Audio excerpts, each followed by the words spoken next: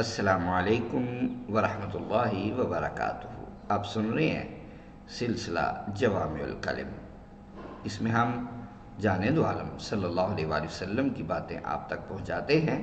ان ابی ہریرہ رضی اللہ تعالی عنہ عن النبی صلی اللہ علیہ وسلم قال اذا نسی احدکم فاکل او شرب فلیتم صومہ فانما اطعمہ اللہ وسقاہ۔ یہ حدیث پاک ہے متفق علیہ، اور یہ جو میں نے روایت سنائی ہے ھذا لفظ البخاری، مطلب امام بخاری کے الفاظ آپ تک سنائے ہیں۔